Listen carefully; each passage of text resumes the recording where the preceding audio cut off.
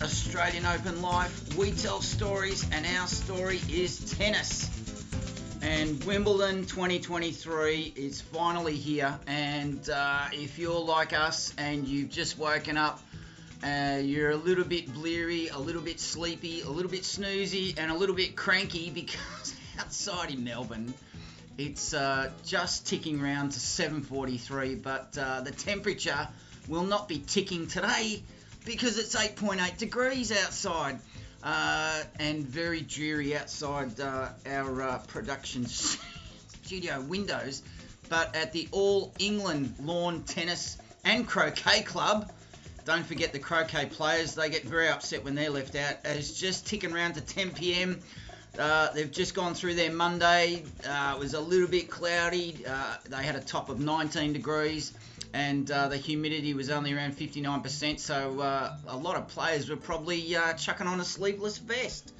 But look, we have some more great news for everybody who is anywhere in the world who's a fan of tennis, who has a smile on their face. Well, we want to make that smile bigger because look out, we have some brand new content for you this morning, Melbourne time, and we'll tell you all about it when we come back after this break. Don't go away.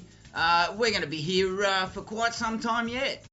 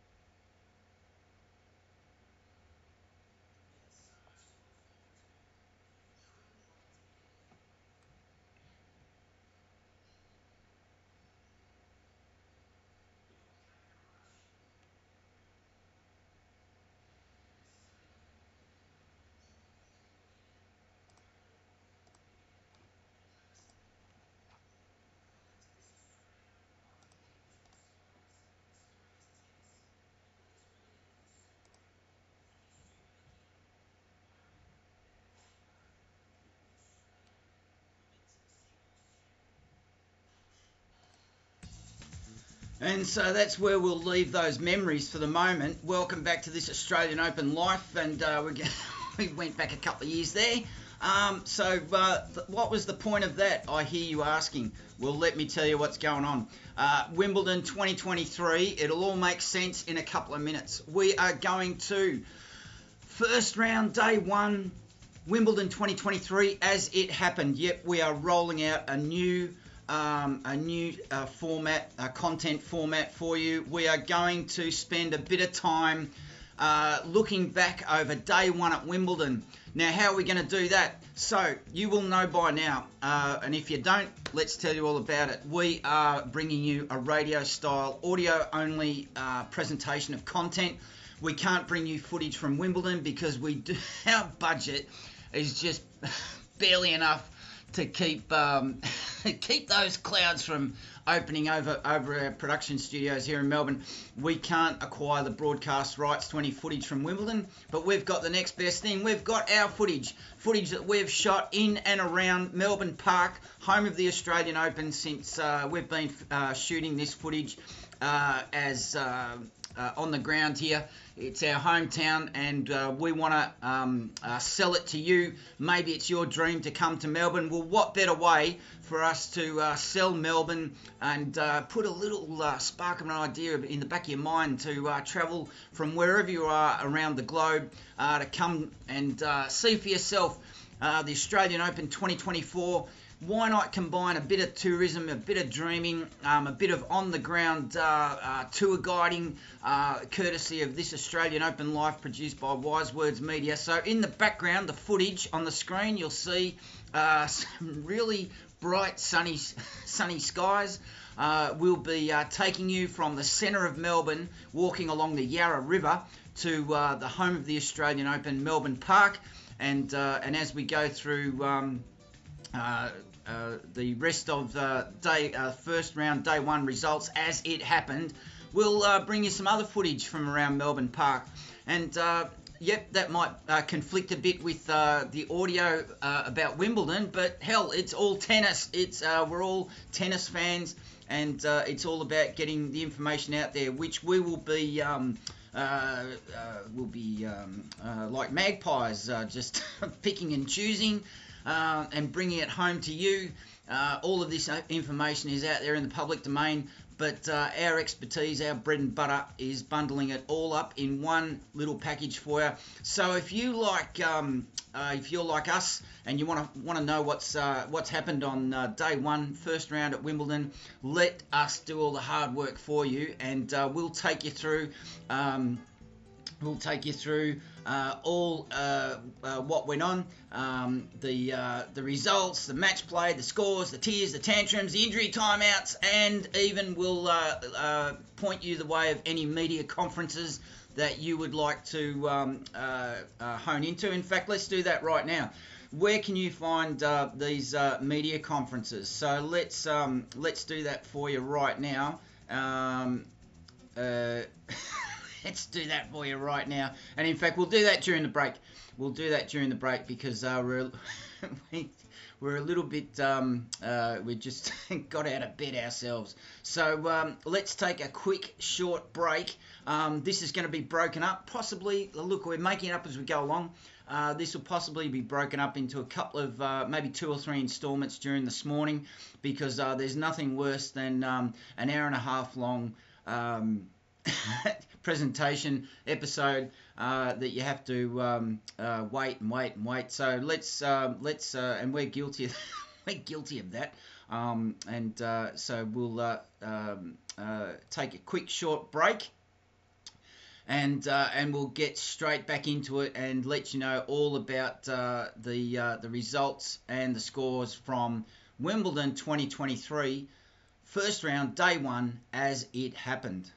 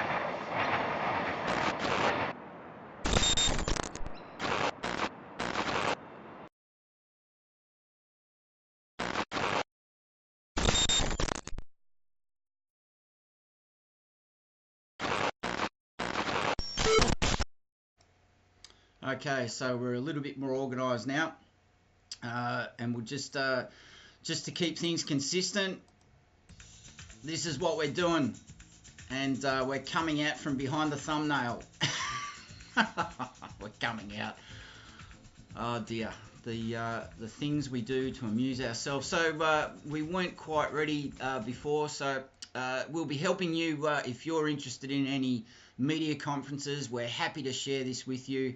All you have to do is plug Wimbledon Press Conferences 2023 into your browser, whatever you use, your iPhone, your iPad. I don't know what you use to keep up with things online.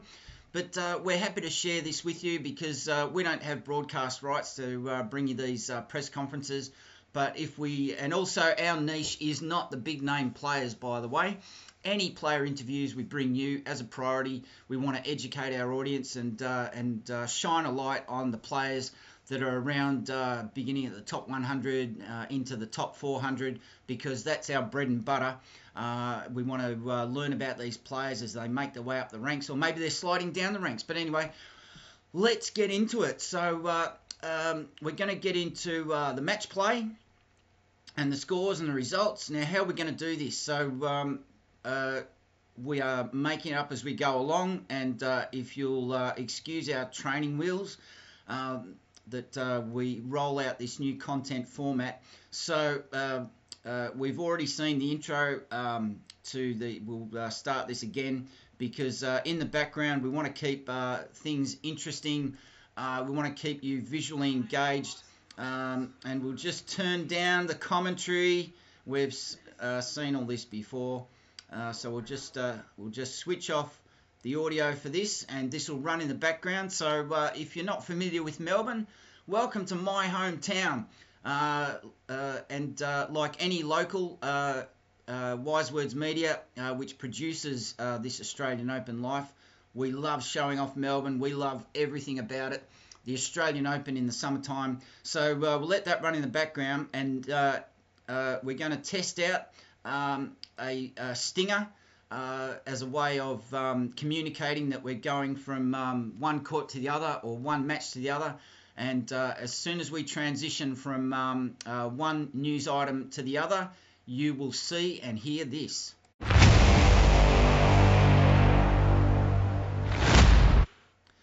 Okay, so every time you hear a stinger, that'll just be a little cue that we are jumping into a new news item. So we're going to go through as far as we can until either one of us get bored. I'm tipping it's you. You'll get bored before we do. But we're going to start off, we're going to go right back to the pre-match coverage.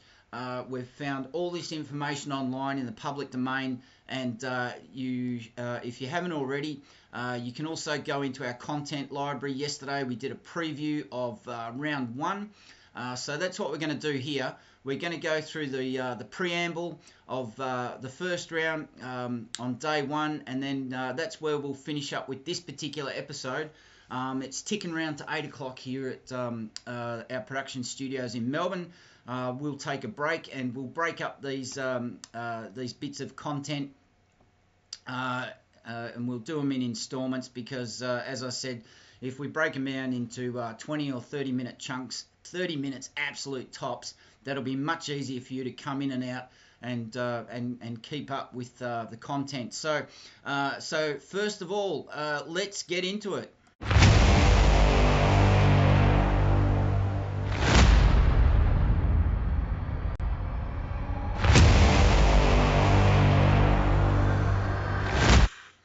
So let's get into it. The preamble, the welcome to Wimbledon 2023. And let's see what the conversation was all about for Wimbledon 2023. First round, day one, as it happened. So the question that was on everyone's lips is, can anyone beat the Joker? Especially when it matters, because this guy has a talent beyond his tennis skills, beyond his unbelievable track record of 23 Grand Slam titles. He has the ability to psych out every single opponent that he crosses paths with. He now has that winner's aura about him, and it's not just the winner's aura. It's just this general aura around him that you see it in the you see it in the eyes of every player that he comes across. Now, let me just remind you who the Joker was playing in his first match at Wimbledon. I'm just going to call up the match schedule. No, it's not that one. One second, please. No, it's not that one either. All right. So I'm just going to quickly call up the schedule because I know that the Joker was playing an Argentinian in the first round, an unseeded Argentinian. It was his misfortune, but I mean this happens to every unseeded player every year, doesn't it? I can't type and speak at once. You may or may not have noticed, but every unseeded player at Wimbledon, every single year, there's somebody that always is. They a hard luck story. Well, not necessarily, but we're going to call up the schedule for these players. 1 second. I've just pulled up the wrong Argentinian. Just got up the wrong Argentinian. Where is the schedule? There it is. I'm on the Wimbledon website. You can also see it for yourselves. I'm not going to be coy about where some of this information comes from. And wouldn't you know it, it's just not clicking through. Why is that? That's better. So day one, the Joker was on centre court. He kicked off at 1:30 p.m. and the Joker seeded number 2 this year behind Alcaraz, and he was up against the Argentinian Pedro Cachin, the Argentinian, 28-year-old Argentinian, and at 68 in the world. That is a pretty decent ranking, but unfortunately for him, he was up against the Joker. So, can anyone beat the Joker when it matters? Usually, when that question's asked, the answer is usually no. And if you know who Don Logan is, you're a better movie fan than me. And my hint for Don Logan is think Ben. Oh, come on. Ben. God, what is going on with my memory? See, now this is going to annoy me, so I'm going to look for this. Oh, don't print it. I'm so sorry. I've got to look for this. I'm a fan of the movies, and it's Ben Kingsley. What is going on? So there you go. That's what happens when you try to mix tennis with cinema. So there's a lot of players in the draw that know what it takes to beat the Joker. And Andy Murray, Stan Wawrinka stand up. And it turns out neither of these guys lasted as well as the Joker in terms of longevity and being injury-free. But Daniil Medvedev, and this guy struggles on grass, he also knows what it's like to beat the Joker. But apart from those three guys, I mean, we're all hoping that the Argentinian, as he heads into his centre court match at 1:30 in the first round on day one, maybe he can do something that's never been done before. What do you think? So that something is to beat Novak Djokovic, the Joker, beat him at a Grand Slam. When was the last time Novak Djokovic lost in the first round of a Grand Slam? Is that a stupid question? I don't know. But anyway, it's worth waiting until you see it with your own eyes. Maybe you'll see it if you know the result of that match. Maybe you'll see it at the Australian Open 2024 next January. Who knows? Now, Carlos Alcaraz.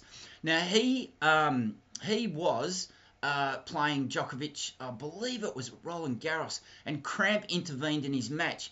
And anyone, let alone a 19-year-old up-and-comer like Alcaraz, would struggle with the Joker. He's a bit like the bionic Terminator, isn't it? The way his level of fitness, the way he moves around the court, his obsession with fitness. And we all saw that play out with his refusal to put certain fluids in his body during the pandemic. We all know what happened, so let's not go into that.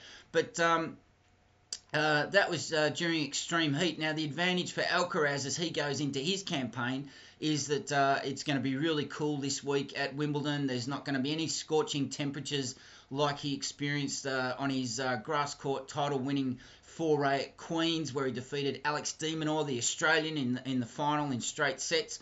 So on grass, Alcaraz, being an Argentinian, his DNA is all about clay. So he's a bit of a novice when it comes to grass, but he, as we said, he won Queen's. Now, if you think back, if you're around my vintage or about 10 years younger, you'll be still have memories of Andre Agassi's game, who was a hard court specialist. And Rafael Nadal, the clay court king. How many titles has Rafa won uninterrupted on clay at Roland Garros? Is he up to 12 or 13? Let me know in the comments. But both those players, hard court and clay court specialists, they adapted to grass, and they've set the template for this Alcaraz for him to follow. We know it can be done. You can adapt your game if you're a true tennis professional. If you got the skills and you got the temperament, there's no reason why Alcaraz can't adapt his game. And the win at Queen's will obviously tell him he'll have the mentality that he can do it and go through 2 weeks of hard tennis, possibly a few 5-setters to win that title for the first time. And we want to see a young player coming up through the ranks on the men, because all those names, Agassi, Nadal, Federer, Djokovic, Murray, Wawrinka, well, come on. Surely sport is a little bit about the contest and the underdog winning. So if Alcaraz can do the necessary things, we could be set for a final for the ages, which also establishes the next great rivalry. And wouldn't it be nice to see a rivalry have its roots beginning at Wimbledon 2023? Now let's quickly, before we wrap up this particular instalment, this introduction, let's take a look at the women's side of things. I'm just checking the live stream to see if it's all going well. Yes, it seems to be. It looks like I've caught a few people unawares with this early start. But don't worry, we're coming back again later after brekkie. So let's take a look at the women. Well, now, first off the bat, I just want to say, what the hell is Wimbledon thinking, giving Venus Williams, 43 years old and almost on one leg at 600-something ranked in the world, why has she been giving a wild card? I don't know. You tell me in the comments. Let me know. I don't understand why. All right, she's a 5-time Wimbledon winner, but surely it's time for her to step aside. Let the young players through, get some experience, even if they do lose in the first round. But anyway, with the women, Ash Barty now off the scene for a good 2 years or 18 months. Iga Swiatek has stepped into the number one. But the women, as far as entertainment goes, it's impossible to predict anything with confidence because there's so many brilliant players. And I agree, yes, we're blessed. And they can do, on their day, they can do brilliant stuff. And I want to tell you at this stage, keep an eye out for the 2020 Australian Open champion, Sofia Kenin from America. She's Russian-born, but she's been an American for a naturalised American for some years. And she has been well off the pace. Now, she won through her 3 qualifying rounds last week. I wouldn't say comfortably. She's a bit rusty here and there, but if you want to watch somebody on the comeback trail, and this is who should be getting a wild card. I'm talking to you, Wimbledon. You should be handing out wild cards to ladies in their prime. And Sofia Kenin, if you want to see somebody with a Leighton Hewitt type mentality, winning mentality, Sofia Kenin, you can't do any worse than watching her round 1 match against Coco Gauff. So take a look at that, and don't let Coco Gauff's youthful exuberance and sublime skills fool you. She is in for a tough match. So as far as Iga Swiatek goes, the conversation around the traps is that maybe it's a year too early for Iga to win on grass. But I'll tell you what, she's in good nick. And if she's in good nick on her day, she can beat anyone. Arina Sabalenka might be ready to translate her game to the grass court service because her game all around looks perfect for it. And the defending champion this year is Alina Rybakina. Help me out with the pronunciation, please. And she's the defending champion for a reason. Now, some of the other contenders, I'm a big fan. I am a huge fan of Ons Jabeur, the Moroccan, or she's Tunisian, I beg your pardon, the finalist, the defeated finalist last year. She set the world alight, and I'm talking the Middle Eastern world. They just could not believe their eyes and ears that Ons Jabeur had broken through on grass for her first Grand Slam final. And Ons Jabeur, really a very, very mature, level-headed person outside the tennis court, and considers herself a huge role model for young girls in the Middle East. So well done, Ons, and best of luck to you. We've already talked about Coco Gauff, Petra Kvitova, and Karolina Muchova. I think she's Ukrainian or German. I just can't remember which, but we did talk about Karolina in the preview for the women's draw yesterday. The episode is there for you to take a look at any time you like. So I'm not going to predict any winners.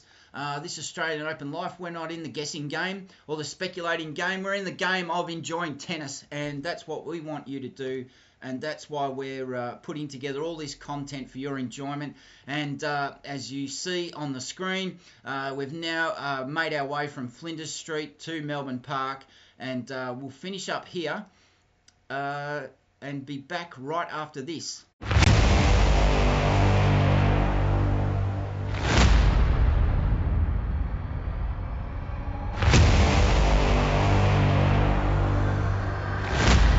So there you go. Every time you hear that stinger, you know that we'll be moving on to tell you all about an update for a match as it happened. That's the magic words. That's the magic we're working today. First round, day one, Wimbledon 2023 as it happened. So let us know in the comments. We've just been through a very brief preview. Although we've run 30 minutes with this episode, we just want to set the scene, let you know what it's all about. Hope this is something that you will be able to get your head around, wrap your head around, get your teeth into. So we're going to try and commit to doing one of these each day of Wimbledon. Now, things happen in life. We've got other commitments. We've got other content that we put out on our other channels. Wise Words Media. We put out content in the international student education space. We put out content in the commercial property space for Melbourne. We also put out creative content in terms of script readings and development of productions in the creative arts. And we've also got a web series.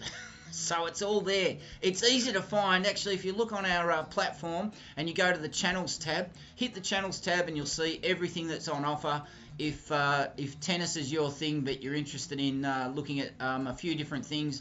Yesterday we actually published a half-hour long episode around our web series, which goes behind the scenes explaining how we created a web series and how we set up the scene, filming around a live construction worksite to do with Melbourne's transport infrastructure, which is growing at a huge pace. But that's not what we're here to talk about.